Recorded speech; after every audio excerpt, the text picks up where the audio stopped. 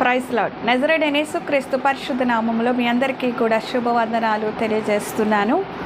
మొన్న ఒక సహోదరి నన్ను ఈ విధంగా ప్రశ్న అనేది వేసింది.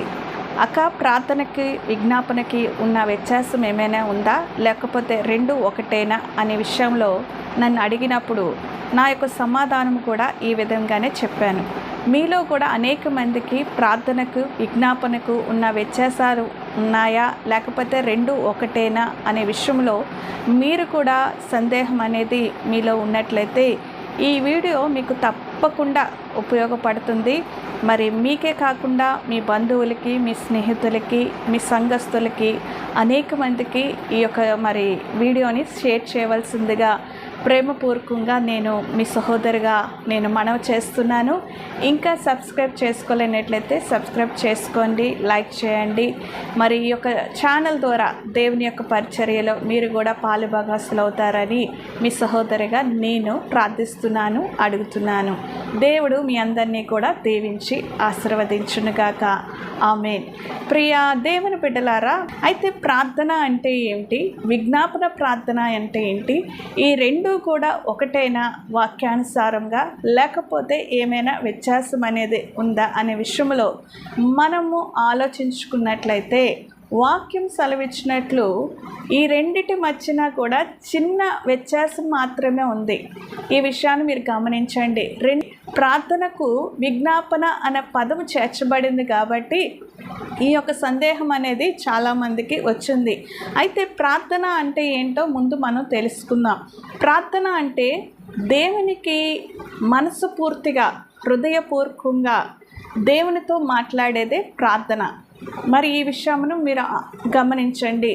మనం ఎప్పుడైతే హృదయ భావాలు, హృదయ అంతరంగంలో ఉన్న కలిగే ఆ యొక్క స్పందన బట్టి దేవునికి మనము ప్రార్థిస్తూ ఉంటాం. అదే ఏ యొక్క స్పందన అంటే దేవునికి కృతజ్ఞత స్తుతులు చెల్లిస్తాం.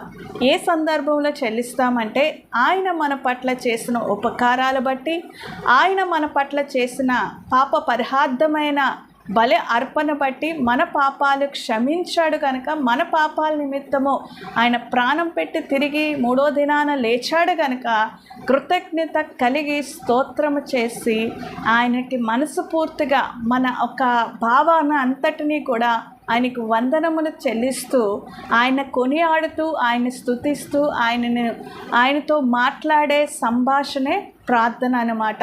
ఈ విషయాన్ని మీరు గమనించండి. అందుకనే ఫిలిప్పీయులకు రాసిన పత్రిక 4వ అధ్యాయము 6వ వచనములో ఈ విధముగా ఉంది. ఏ విషయం అందును చింతపడుకుడి, ప్రతి విషయములోనూ ప్రార్థన విజ్ఞాపనతో కృతజ్ఞతాపూర్వకంగా మీ యొక్క యాచనలను దేవునికి తెలియచేయండి. ప్రతి విషయంలో కూడా మనము కృతజ్ఞతాస్తుతులు చెల్లించడమే కాదు, మన యొక్క అవసరాలను కూడా తెలియచేయమని ఈ యొక్క లేఖన భాగము సెలవిస్తుంది. అందుకనే ప్రార్థన అనేది దేవునితో సంభాషణ, అంటే మన రిలేషన్ అనేది కూడా అక్కడ చూడగలుగుతాం. అంటే దేవునికి మనకి ఉన్న రిలేషన్షిప్ ఏంటంటే ఈ యొక్క ప్రార్థన ఒకటే. ఈ సంభాషణ ద్వారా ఆయన దగ్గరికి వెళ్తాము, ఈ సంభాషణ ద్వారా ఆయనకు కృతజ్ఞతాస్తుతులు చెల్లిస్తాము, ఈ సంభాషణ ద్వారా దేవుని సన్నిధానం చేరి మన చింత యావత్తును కూడా ఆయనకి పాదాల దగ్గర పెడతాం. కాబట్టి ప్రార్థన అనేది సులువుగా, సింపుల్గా మీకు అర్థమైన రీతిలో తెలియాలంటే ప్రార్థన అంటే దేవునితో మాట్లాడడము, ఆయన వినడం. ఈ విషయాన్ని మీరు గమనించవలసిందిగా నేను మనవి చేస్తున్నాను. అదే విధముగా విజ్ఞాపన అనేది ఏంటి అనేది మనం ఆలోచించుకున్నట్లయితే, ముందుగా చెప్పినట్లు ప్రార్థనకు విజ్ఞాపన అనేది పదము జోడించబడింది. ఈ విజ్ఞాపన అనే పదము తెలుగు పదములో మనం చూసుకున్నట్లయితే ప్రతి ఒక్క విషయంలో ప్రతి విషయాన్ని కూడా ఆయనకి తెలియపరచాలి, ప్రతి విషయంలో కూడా ఆయన మీద ఆధారపడాలి, ప్రతి విషయంలో కూడా మనము భయము చెందకూడదు, మనము దిగులు చెందకూడదు, మనము చింతపడకూడదు. అందుకని ఏ విషయం అందు కూడా మనం చింతపడకుండా ప్రతి విషయమును కూడా విజ్ఞాపన రూపములోని కృతజ్ఞతాస్తుతులు చెల్లించి మన యాచనలను దేవునికి తెలియచేయండి అని లేఖన భాగము సెలవిస్తుంది. కాబట్టి ఈ విషయాన్ని మీరు గమనించండి. సప్లికేషన్ అంటే ప్రతి అవసరతను, ఉదాహరణకి మన ఆరోగ్యం కోసం మనము ప్రార్థిస్తాము, మన కుటుంబం కోసం మనం ప్రార్థిస్తాము, మన చదువుల సహాయం కొరకు ప్రార్థిస్తుంటాము, తర్వాత మన యొక్క ఇబ్బందుల కొరకు, మన యొక్క అవసరతల కొరకు, మనం ఎవరికి చెప్పుకోలేని పరిస్థితిలో డిప్రెషన్లో ఉన్న దేవుని సన్నిధానంకి వెళ్ళి ఆయనకు ఒక్కడికే తెలియచేసేది విజ్ఞాపన. అందుకనే ప్రార్థనకు విజ్ఞాపనకు పెద్దగా వ్యత్యాసం లేదు, చిన్న వ్యత్యాసం మాత్రమే ఉంది. కాబట్టి రెండు అప్లికేషన్ అయినప్పుడు, రెండు కూడా అది ప్రజెంట్ చేసినప్పుడు ప్రార్థన రిలేషన్షిప్లోకి వెళ్తుంది, విజ్ఞాపన అనేది మన అప్లికేషన్గా మరి వెళ్తుంది. ఈ విషయాన్ని మీరు గమనించండి. ఈ సప్లికేషను ప్రతి అంశాన్ని బట్టి కూడా మనం ప్రార్థిస్తాం. ఇతరుల కొరకు ప్రార్థిస్తూ ఉంటాము, దేశాల కొరకు ప్రార్థిస్తూ ఉంటాము, సంఘము కొరకు ప్రార్థిస్తాము, క్షేమాభివృద్ధి కొరకు ప్రార్థిస్తూ ఉంటాము. ఈ యొక్క అంశాలన్నీ కూడా విజ్ఞాపనలో చేర్చబడతాయి. కాబట్టి మనము ప్రార్థన చేసినప్పుడు దేవునితో మాట్లాడే సంభాషణ, దేవునితో విజ్ఞాపన అంటే సుదీర్ఘంగా దేవునితో సంభాషించే ఆ యొక్క మార్గంలో వెళ్తున్నామా అనే విషయంలో మీరు జాగ్రత్తగా ఆలోచించుకోండి. మరి ఈ విషయంలో చిన్న మరి వ్యత్యాసం ఉంది, కానీ పెద్దగా వ్యత్యాసం అనేది లేదు, రెండూ ఒకటే.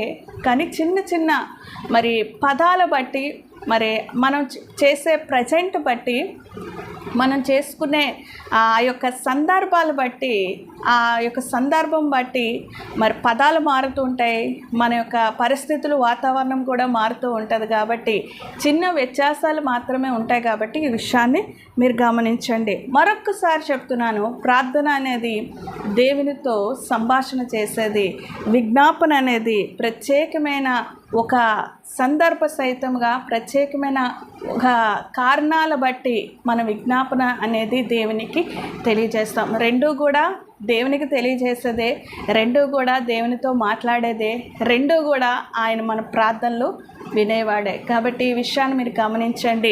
ఈ రెండిటికి కూడా వ్యత్యాసము పెద్దగా చూడవసరం లేదు, తెలుసుకోవాలని ఈ వీడియో మాత్రం నేను చేస్తున్నాను. మరి మీ యొక్క ప్రశ్నకు నా యొక్క సమాధానము, ఆన్సరు అనేది వాక్యానుసారంగా ఉందా లేదా అనేది మీరు భావించి దేవుని మహిమపరిచి, మరి దేవుని రాజ్యం కొరకు, మీరు దేవుని కొరకు ప్రతి దినము కూడా మీరు దేవునితో మాట్లాడాలి. ప్రతి దినము కూడా ప్రతి అంశాన్ని బట్టి, మీ కుటుంబం కొరకు, మీ ఆరోగ్యం కొరకు, మీ పిల్లల ఎడ్యుకేషన్ కొరకు, మీ ఎడ్యుకేషన్ కొరకు, మీ లైఫ్ కొరకు మీరు విజ్ఞాపన ప్రార్థన చేయాలి. అదే కాకుండా ఇతరుల కొరకు, సంఘ క్షేమాభివృద్ధి కొరకు, మరి ఇతరుల రక్షణ కొరకు మనం ప్రార్థన చేయాలి. అందుకని యేసు వలె తండ్రి కుడిపాక్షాన ప్రధాన యాజకుడిగా మన కొరకు ప్రార్థించినట్లే మనము కూడా విజ్ఞాపనతో ప్రార్థన చేస్తూ, దేవునితో మాట్లాడుతూ, దేవునితో ప్రార్థన పూర్వకంగా ప్రతి విషయంలో కూడా ఆయనను మహిమపరుస్తూ ముందుకు సాగాలని నేను మనవి చేస్తున్నా. ప్రతి విశ్వాసకి, ప్రతి సంఘమునకు మోకాలు అనుభవం అనేది కలిగి ఉండాలి. ఇది చాలా ప్రాముఖ్యమైనది. ప్రతి విశ్వాస కూడా మోకరించి దేవునితో మాట్లాడాలి. ప్రతి విశ్వాస కూడా సంఘం కొరకు, సంఘ క్షేమాభ కొరకు మోకరించి ప్రార్థన విజ్ఞాపనతో దేవుని సన్నిధానానికి రావాలి. ఇదే మన దగ్గర నుండి దేవుడు కోరుకున్న ప్రార్థన అనేది మనం చేస్తున్నాం. Thank you very much. May God bless you. Amen.